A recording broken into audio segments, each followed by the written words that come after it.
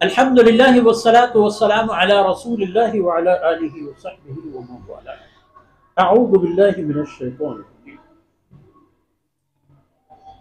وَلَئِن سَأَلْتَهُم مَّنْ خَلَقَ السَّمَاوَاتِ وَالْأَرْضَ لَيَقُولُنَّ اللَّهُ قُلِ الْحَمْدُ لِلَّهِ بَلْ أَكْثَرُهُمْ لَا يَعْلَمُونَ.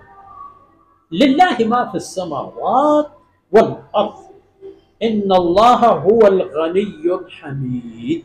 ان اللہ هو الغنی الحمید.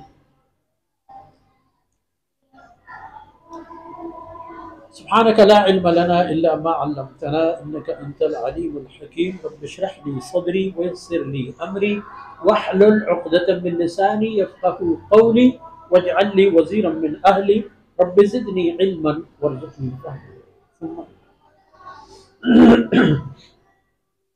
عجیب و غریب حالات اور کیفیات ہیں انسان کی اللہ کی بندگی سے متعلق، اللہ کی فرمودات ماننے اور انکار کرنے سے متعلق. پھر بھی آپ ایک کام کریں، آپ ان سے پوچھ لیں من خلق السماوات ولئن سألت، انہی لوگوں سے، انہی منکروں سے الگ پوچھیں من خلق السماوات والارض، ان آسمانوں کو اور زمین کو کس نے پیدا فرمایا؟ ان کا خالق اور موجد اور پیدا کرنے والا کون ہے؟ مکہ کے مشرکین تو اس دور کی پاگل مشرکین سے زیادہ بہتر ہے. اس دور کے جو لوگ ہیں منکر اللہ کے دین کے اور شریعت کے، بدترین بیوقوف اور احمق قسم کے لوگ،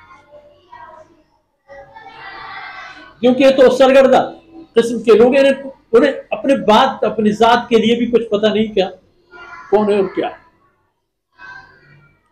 ان سے اگر آپ پوچھ لیں من خلق السماوات والارض، آسمانوں اور زمین کو کس نے پیدا؟ لیقولن اللہ، لیقولن اللہ. وہ بلا جھجک بالکل اطمینان کے ساتھ آپ کو جواب دیں گے کہ اللہ نے ہی پیدا فرمائے ہیں یہ ساری دنیا اور کائنات سب کچھ. آپ پھر جواب میں فرما دیں الحمدللہ، تمام تعریفیں اللہ کے لیے خاص ہیں، کیونکہ یہ تو کام بھی ہے اللہ کا اور صرف اللہ کا، اکیلے اللہ. قل الحمدللہ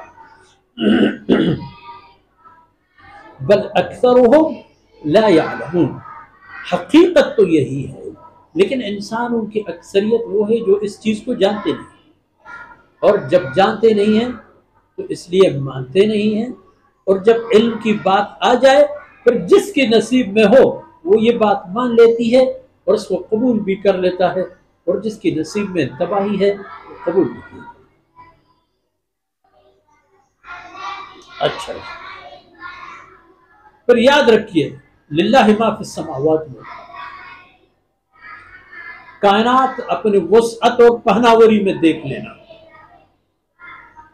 ہر جو چیز تمہارے مشاہدے اور بصیرت اور بصارت میں آ جائے، جو نہ بھی آ جائے، جس کے بارے میں پتہ ہو یا نہ ہو، للہ یہ سب کے سب کچھ سمیت صرف اور صرف اللہ کی ہیں، اللہ کے علاوہ کسی کے نہیں.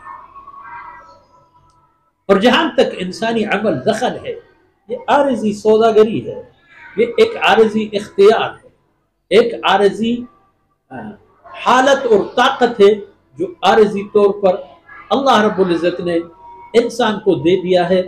اس وقت تک انسان کے پاس ہے جب تک اللہ چاہے، اور جب اللہ نہ چاہے لمحوں میں یہ طاقت اس سے چن جائے. ان اللہ هو الغنی، وہ صرف اور صرف اللہ کی ذات ہے جو کسی کا محتاج نہیں ہے.